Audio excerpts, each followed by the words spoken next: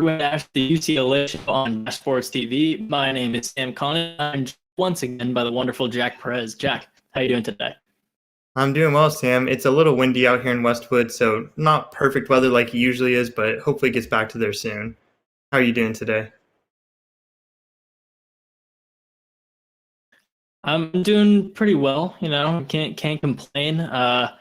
Um, Finals coming up, final projects, group projects at school, but I think we have some more important going on right now on the basketball court. So that's what we'll be talking about today, and even touch on a little UCLA football as well. So honestly, today, UCLA men's basketball dropped games to Oregon, USC this past week, blowing late leads again and again. It's become kind of a pattern, so we'll break down those games, what's going wrong, needs to change, and we'll also be talking about UCLA football. The defense coordinator, Jerry Azzinaro, is apparently coming back. Not a lot of fanfare, not a lot of big announcements, but it's confirmed. His contract's been extended. So we'll be breaking down that news as well as the upcoming Pac-12 men's basketball tournament. So if you have any questions, any comments, any opinions that you want to share, leave them in the comments below. So without further ado, let's talk about the USC and Oregon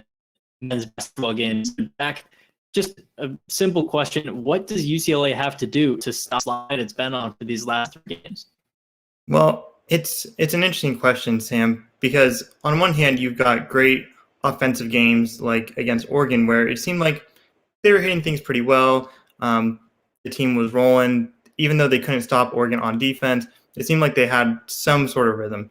Then you go to the USC game, and the defense is playing great, and the offense isn't getting going. They're missing free throws left and right. We've talked about free throws early on the show.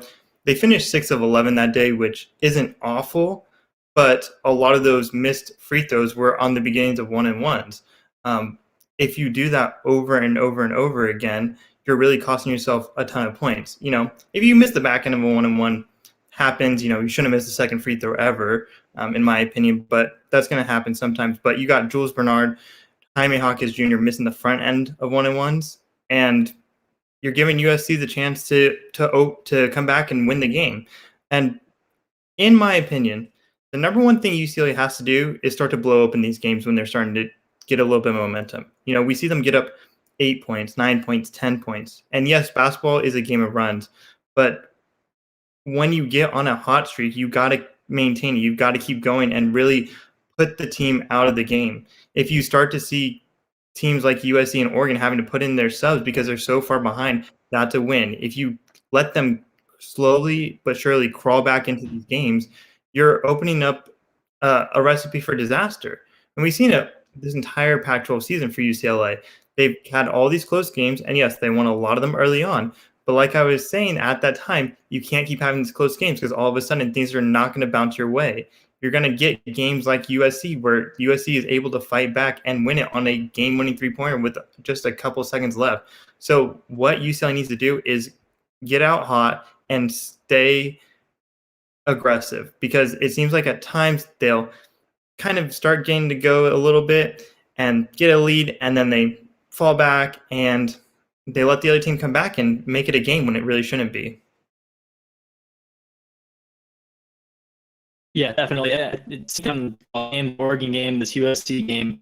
The USC game, pretty sure Cody Riley's mid-range was UCLA's only 2 points in the last 5 minutes of the game. In the Colorado game, before Johnny Juzang had a late 3 in garbage time, I'm pretty sure they were outscored 15-1 after being up in the second half. So, like you said, it's a game of runs. You can't do anything to change that unless you're the best, most talented team with 12 NBA guys and the best coach in NCAA history. That's not going to happen. You can't do that. So you have to counter the runs by giving yourself enough of a cushion, and they haven't been doing that, like you said. And the 1-and-1s, I really just the end of this USC game. I know people have complained about the calls, the referees, myself included, that the missed travel was a pretty bad call. Missed 5 second was not great. But UCLA should have been able to win on its own. Should have hit the 1-and-1s. I do want to take that last sequence, those last couple of sequences though, to before Taji Edie's game-winning three. He falls in the ground. Probably should have been in travel, but he gets the ball back. UCLA crowds him, forces a jump ball. It would have been the smart play to not force jump ball because USC had a possession there, was out of timeouts. But I think that is the perfect example of why alternating possession is stupid and should be abolished. I don't know why they don't do it. Do a jump ball like in the NBA. This is the signal. Why is this the signal if you're just going to give it one way or the other based on whoever won the opening tip 2 hours ago? It's stupid. UCLA made a good defensive play there. Tiger Campbell did. And Jalen Clark and Cody Riley swarmed at the end. And because of the alternating possession rule, it would have been better for them not to swarm. That seems kind of counterintuitive and doesn't really reward hustle plays or good defense, but that's the way the NCAA is. So I would like to take this time to propose a rule change that makes that a smart play for UCLA, which is an actual jump ball. Put it at the free throw line, same way they do it in the NBA, and throw an actual tip-off, a real jump ball. I don't know why the college basketball doesn't work that way, but it should. That probably wouldn't even change the outcome of the game. USC maybe wins that jump ball. They get the three anyways. Doesn't matter. I just hate that it comes down to alternating possession, which is the stupidest rule in college basketball. There's a lot of stupid rules in college basketball. Same with the NBA. You know, there's just things that you can't control.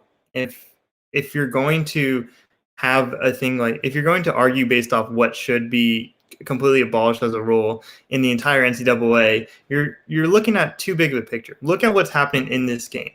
All right, UCLA, first of all, playing better defense, and I think part of that has to do with the fact that Johnny Juzang was out for the game. Now, obviously, that hurts UCLA a lot on the offensive end, but on defense, they looked pretty good against the USC team that, has been not perfect, especially in the past couple of weeks, but they've looked like a pretty solid team. They've got the Mobley brothers, and one of them obviously going to probably be a number one pick for sure, a high lottery pick. So looking at games like this, you have to capitalize on a huge defensive possession. Okay, so no matter what happens with that jump ball, if that goes to USC, if that goes to UCLA, that's the smart play. Making a hustle play is always the right play. It doesn't matter. No one in the moment is thinking, no, I have to let them lay on the ground to not allow it. Okay, every single and that's the issue. Either the issue in the rule, because they shouldn't have to do that, but because that is the rule, they do have to do that. They have to know that. They have to know that USC is out of timeouts and that the alternating possession arrow is in their favor. So yeah, it sucks that they aren't rewarded for a hustle play and good defense, but that's the point I'm trying to make. The rule is stupid and it discourages good active defensive plays.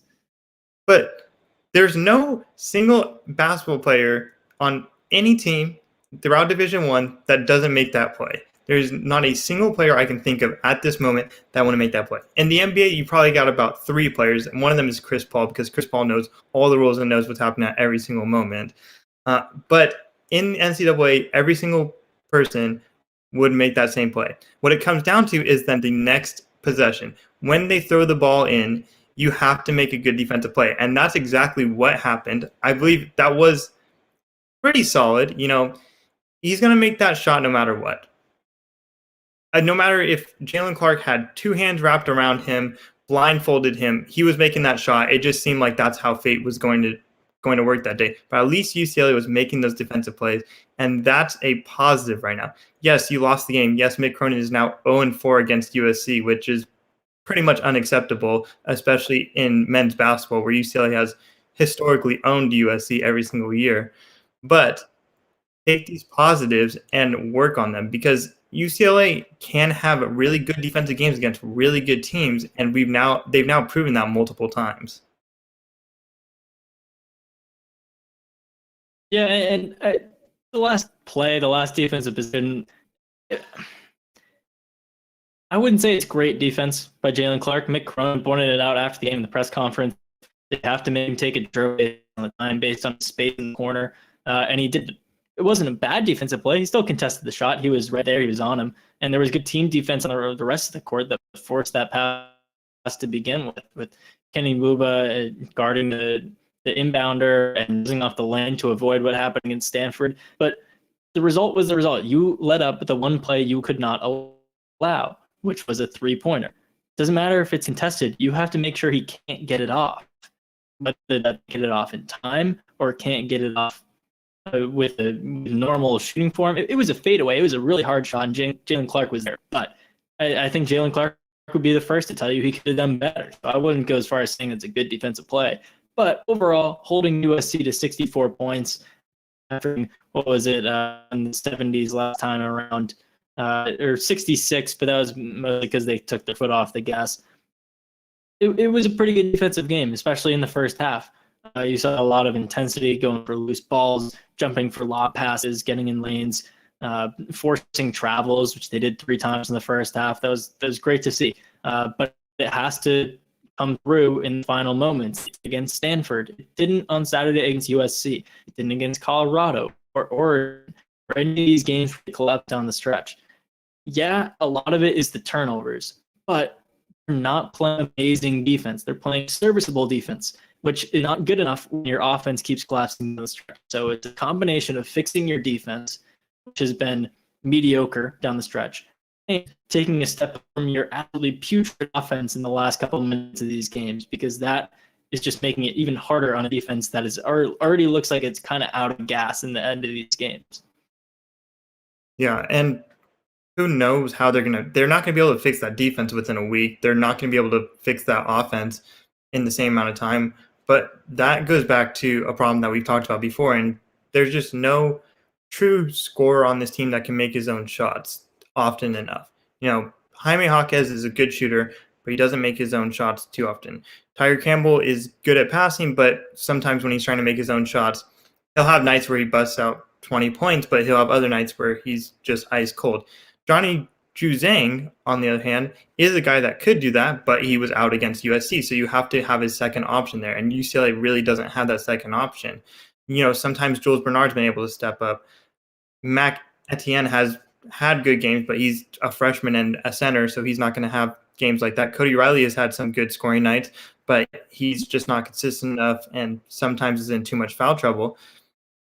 UCLA has got to find and identify their second scorer that can really carry them in these games, because if you don't have Johnny Juzang, your offense down the stretch is very basic, very easy to stop, and honestly, both pretty boring for just a fan's perspective and pretty easy to stop from any good coach's perspective. Yeah, definitely. There are some holes in this team that need to be plugged, whether it's returning players or just shift in mindset. But we'll get to that later when we break down UCLA's path through the Pac-12 tournament. For now, let's move on to a little UCLA football talk. It's been a while since we've broken it down, but there has been some news in the past week. Jerry Azzanaro is back. He is returning as the defensive coordinator. I'll start off on this one, Jack. I think the way the team has handled it and the way the perception of it is overall, UCLA football knows this is a stupid move.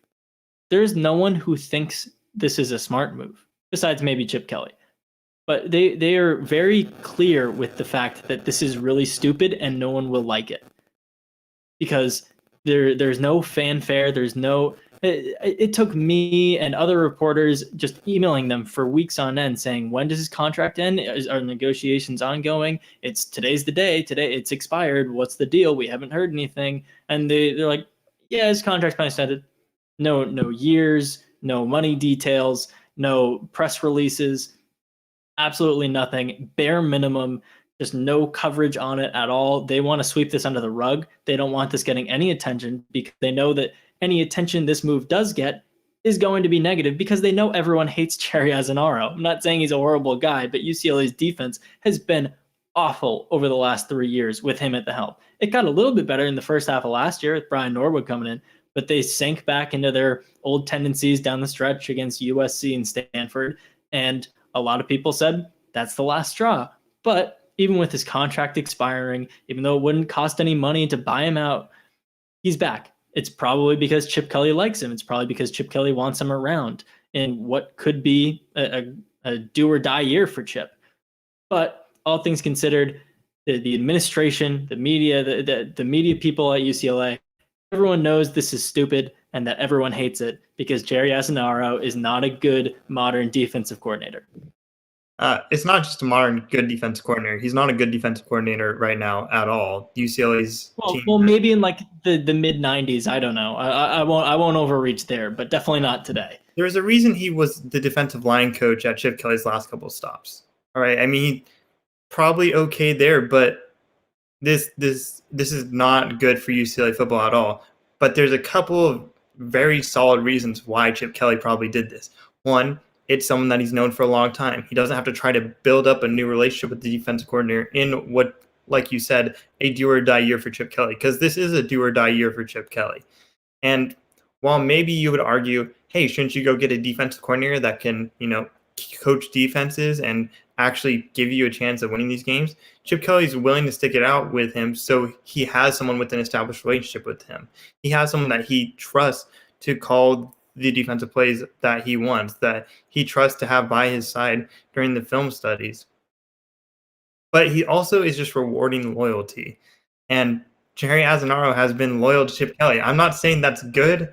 I'm definitely saying that's a bad thing. That is awful. And that's not something you want at UCLA football. You shouldn't be rewarding loyalty. You should be rewarding people that come and change your program, breathe new life into these players.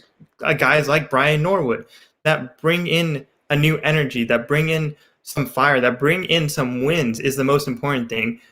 UCLA has not won with Jerry Azzanaro as defensive coordinator. They haven't won with Chip Kelly as the head coach, but it's often not the offense's fault. Oftentimes, the offense is dragging this team back into games that they have no reason being in. Obviously, there's sometimes, like the Colorado game from last year, which I cite a lot. That game was the offense's fault. 4 first-half turnovers that put the defense in a precarious spot every single time. That's not the defense's fault for giving up touchdowns on that. Same with the Oregon game, where the defense played really well. But when you get to those USC and Stanford games, which are the biggest games of the year, you cannot be collapsing late down the stretch. And that's not on Brian Norwood. That's a little bit on the defensive players, but they've been playing well all year. That comes down to Jerry Azzanaro and his play calling at the end of games and him not being able to get the best out of his players. But Chip Kelly has rewarded him for his loyalty, and Chip Kelly is saying, if I'm going down this year, I'm going down with someone that I trust by my side.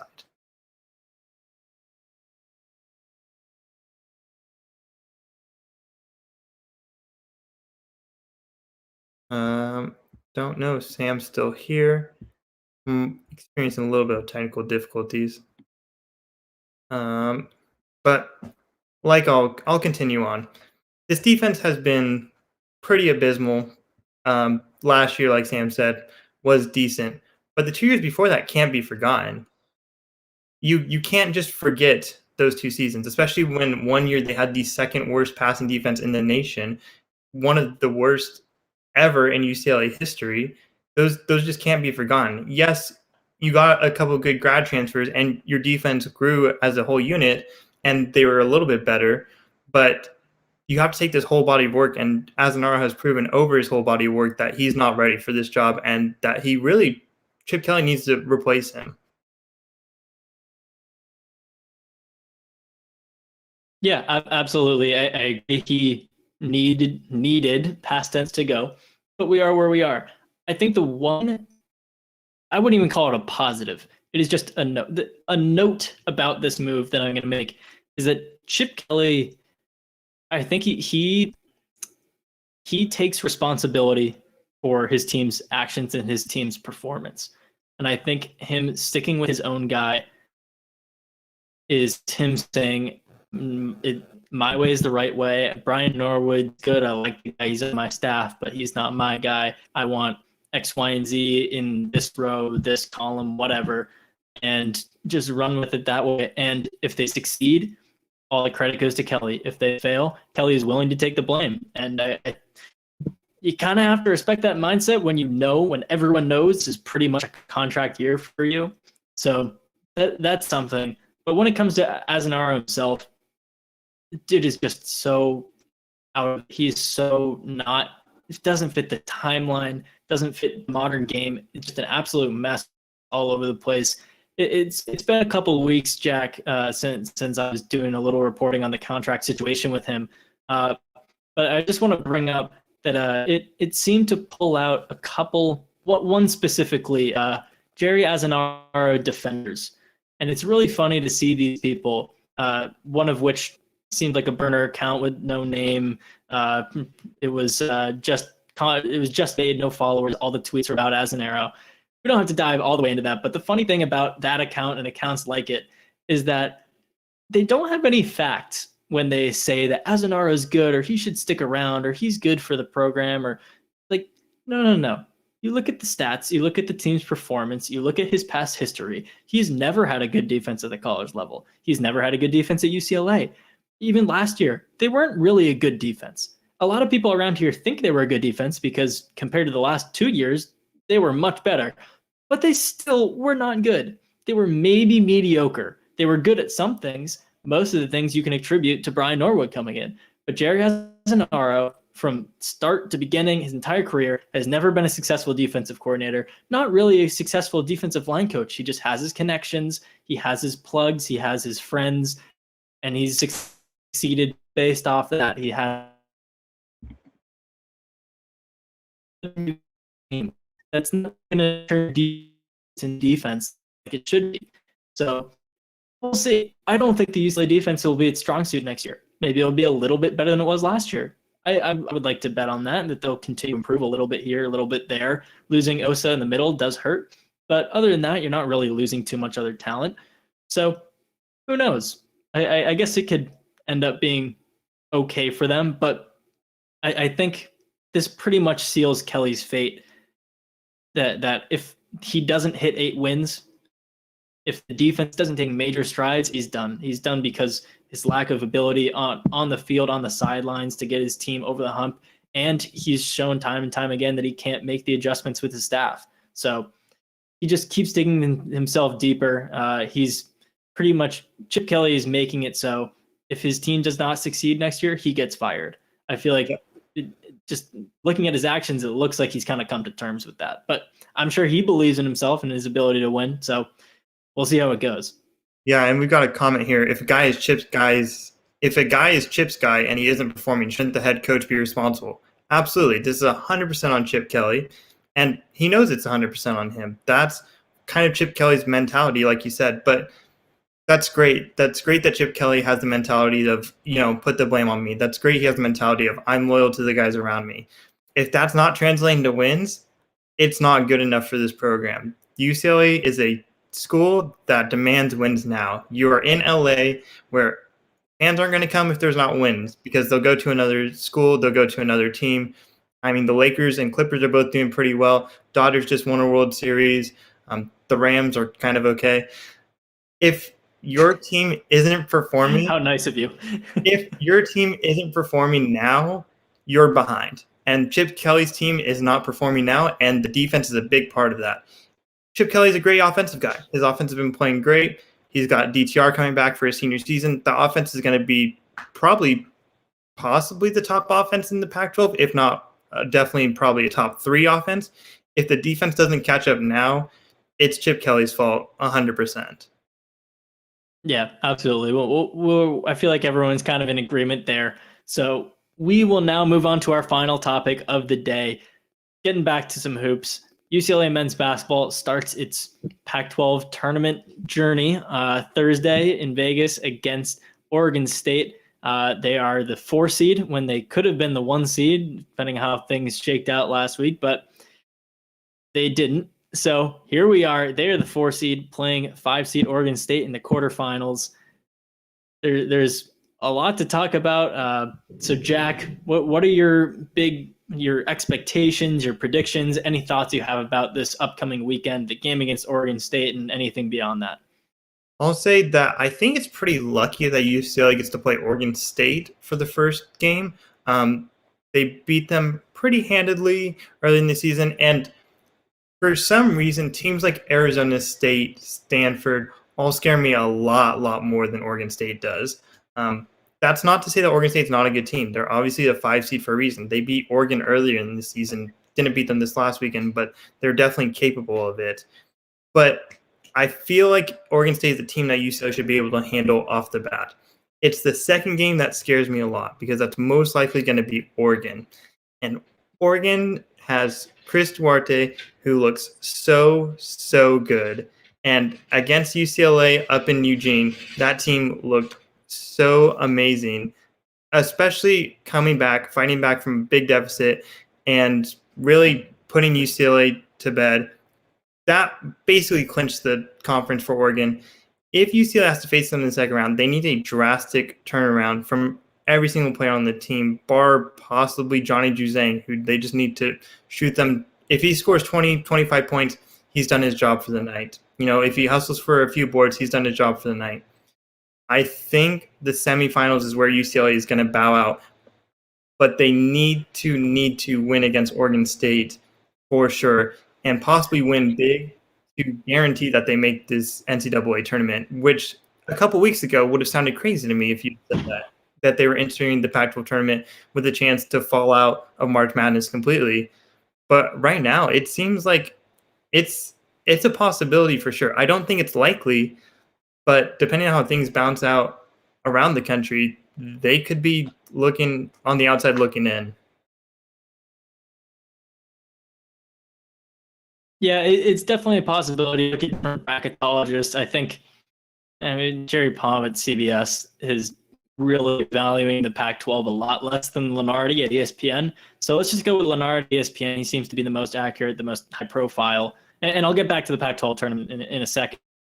But he has UCLA as a 10 seed. They have a 90+% chance of making the NCAA tournament.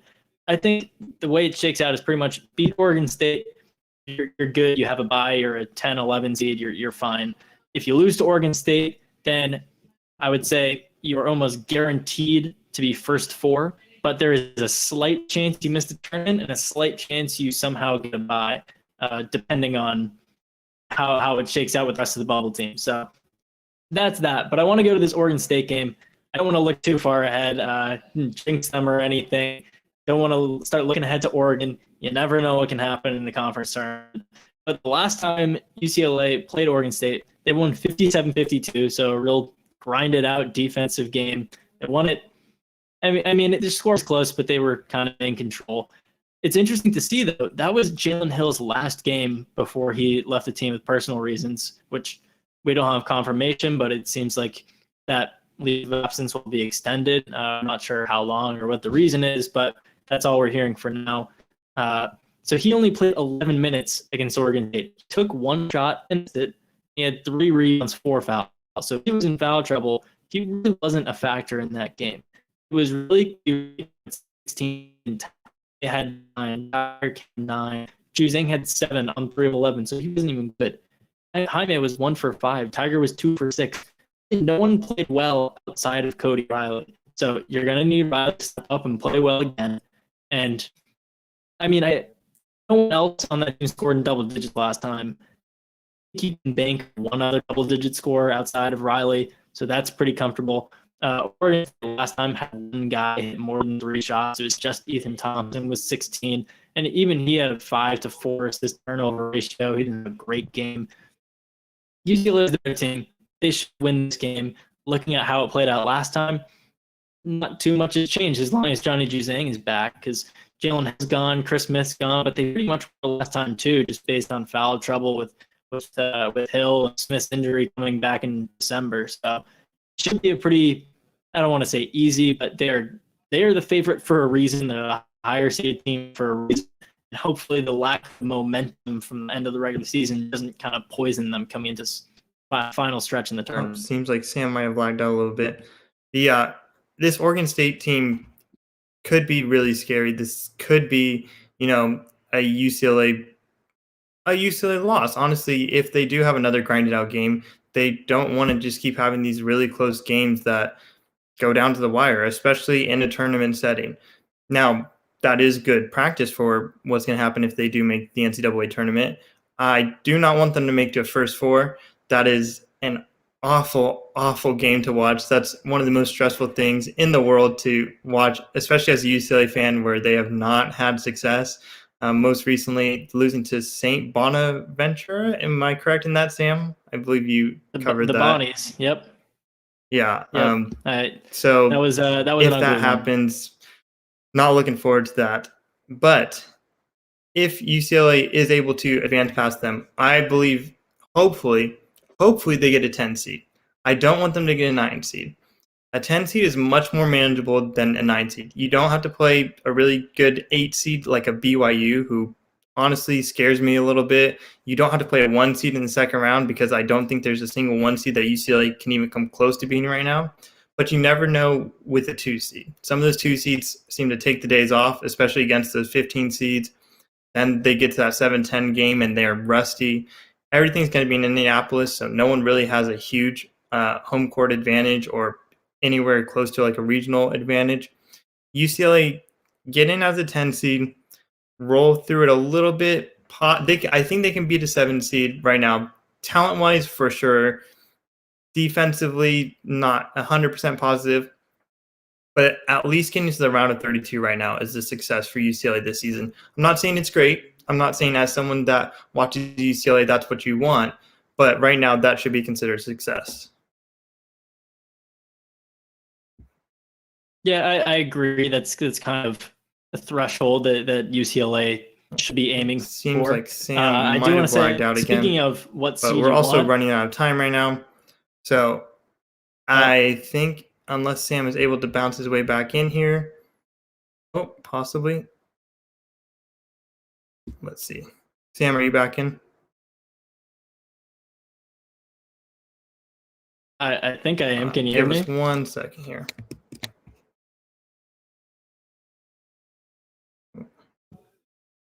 Sam, are you back in? All right. It's looking like he's not being able to come back in right now. So we'll just wrap up the show there. I'd like to thank my co-host Sam Connon for always leading the show very well. You can follow either one of us. Sam is at Sam Connon. I'm at Jack C. Perez on Twitter. You can follow Dashboards TV on Twitter at Dashboards TV. You can watch all of our shows online, dashboards.tv. And thank you so much, and we'll see you next week. Bye.